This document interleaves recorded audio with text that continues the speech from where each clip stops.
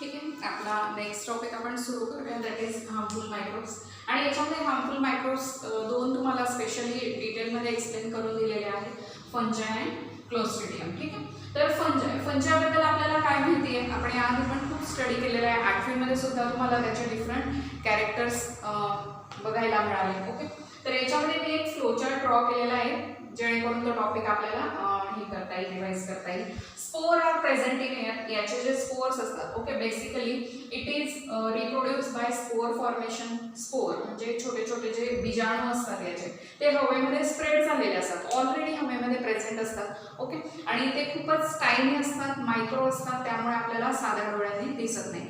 पण in moisture and warm, okay, म्हणजे जेव्हा यांना स्पेसिफिक म्हणजे हवेमध्ये जास्त ऊब असेल आणि जास्त वाफ असेल पाण्याची किंवा मॉइश्चर, आपण ह्युमिडिटी म्हणतो. ओके, म्हणजे ह्युमिड एअरमध्ये हे चांगल्या प्रकारे ग्रो करतात. म्हणजे ह्युमिड एअर असेल, वार्म पण असेल, आणि स्पेशली असं वातावरण जे असतं ते असतं पावसाळ्यामध्ये. ठीक आहे, पावसाळ्यामध्ये हवा जी असते ती दमट असते, ह्युमिड असते, तिच्यात मॉइश्चर जास्त असतं आणि वार्म पण असते, एक उबदारपणा सुद्धा हवेमध्ये असतो, हवा कोरडी नसते. ठीक आहे, तर अशा परिस्थितीमध्ये जेव्हा यांना फूड मटेरियल अवेलेबल होत असतं, म्हणजे एनी ऑर्गॅनिक मटेरियल. ठीक आहे, ऑर्गॅनिक मटेरियल म्हणजे काय, which is produce from the living things. For example लाकूड.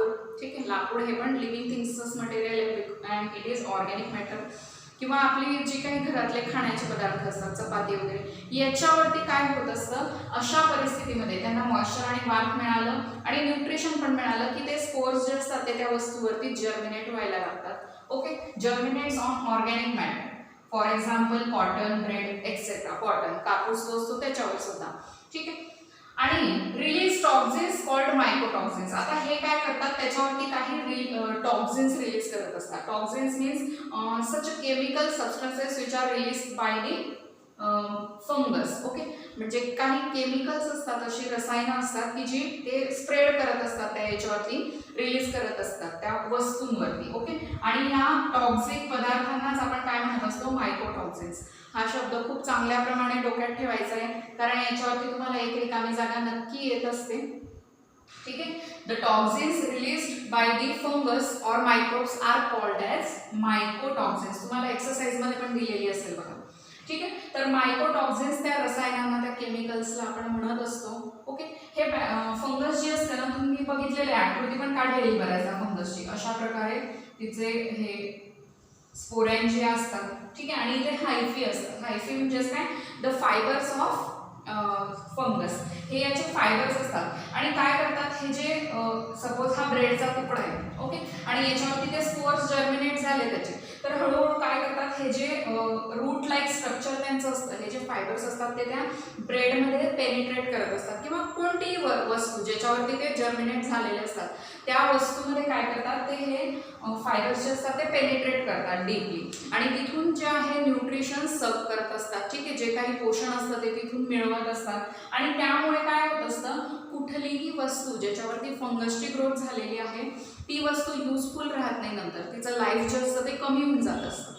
फॉर एक्झाम्पल एखादी लेदरची पर्स आहे, फॉर एक्झाम्पल. ठीक आहे, लेदरची purse, leather is also organic matter, pure leather जे असतं ते, त्याच्यावर पण फंगस वाढत असते.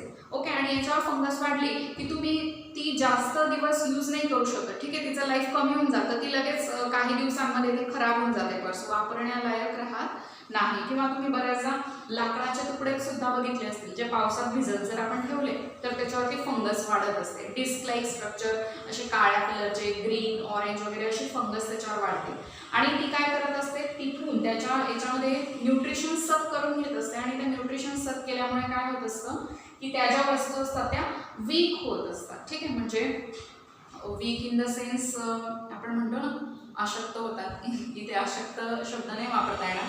ठीक आहे, म्हणजे त्या वीक होत असतात, त्यांचं लाईफ जे असतं ते कमी होत असतं, ते अजून जास्त काळापर्यंत आपण वापरू शकत नसतो. ठीक आहे, आणि ते काय करत असतात, मायकोटॉक्झिन्स. सपोज काही खाण्याच्या पदार्थांवर जर फंगस वाढली, फॉर एक्झाम्पल लोणची, मुरब्बे वगैरे याच्यावरती वाढत असते बऱ्याचदा, किंवा चपातीवर पण वाढते, तुम्ही बघितली असेल. ठीक आहे, तर ही चपाती ज्याच्यावरती फंगसची ग्रोथ झालेली आहे, असे जे पदार्थ आहेत ते आपण जनरली खाल्ले नाही पाहिजे.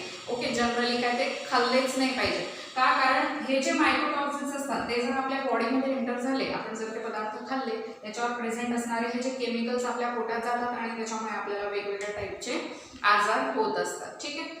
आणि फूड पॉयझनिंग पण याच्यामधून होत असते एक प्रकारे, त्यांना आपण फूड पॉयझनिंग सुद्धा म्हणू शकतो. त्याच्यानंतर which makes the food poisonous. Okay, हे खाली लिहिलेलंच आहे मी की याच्यामुळे या मायक्रोटॉक्सिन्समुळे काय होत असतं, फूड जे आहे ते पॉयझनस होत असतं, त्यामुळे असं फूड आपण खाल्लं नाही पाहिजे. ठीक आहे. तर हे झालं फंगसबद्दल. याच्या खूप साऱ्या स्पीशीज असतात. तुम्ही पावसाळ्याच्या दिवसात जनरली तुम्हाला खूप साऱ्या पदार्थांवर वाढलेली दिसत असेल घरामध्ये. ठीक आहे.